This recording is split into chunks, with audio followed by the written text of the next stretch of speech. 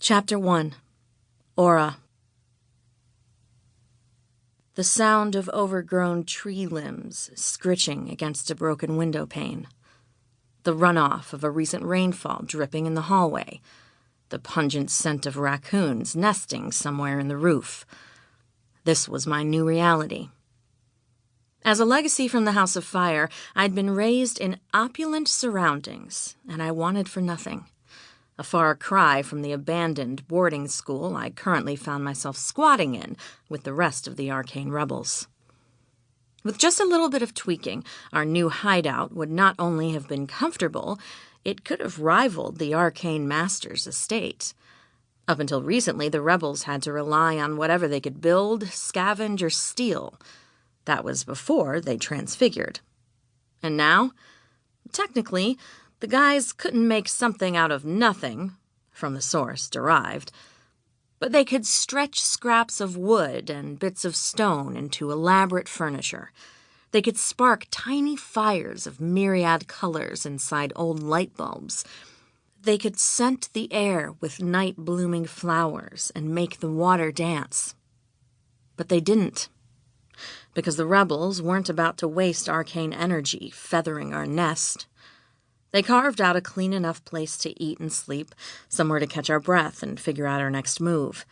And once our bare minimum needs were met, they turned their attention to something of actual importance.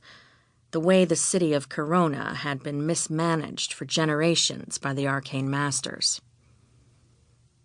I'd woken up around midday in Rain's arms, enfolded by his strength, his warmth, and the clean seashore scent that clung tenaciously to his long hair, even though we were nowhere near the ocean.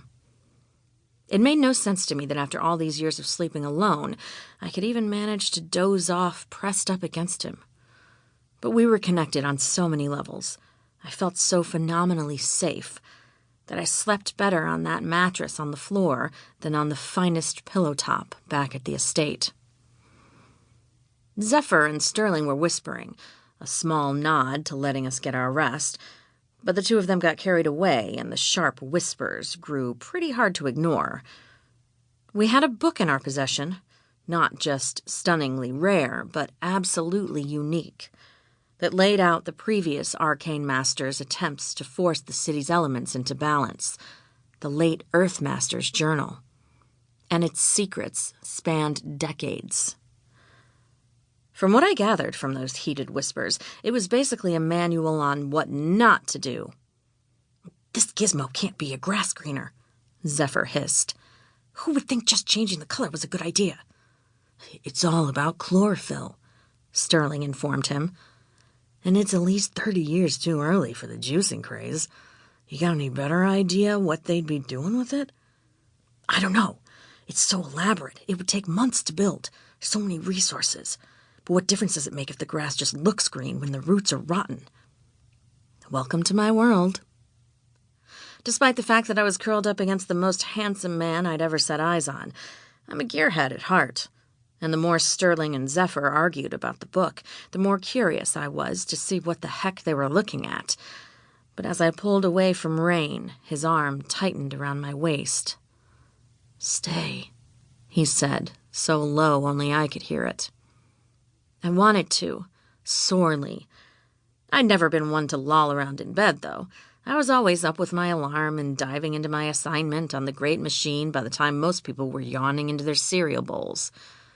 But nestling against Rain must have released endorphins I never knew I had, and created a few new ones, too.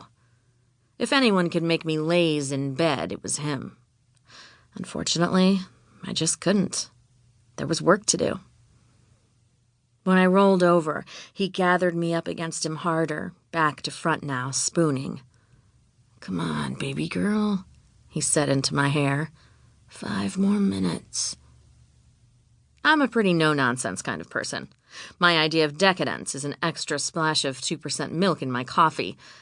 But now that my face was no longer pressed into Rain's pecs, I was a lot more aware of the 3 other guys in the room.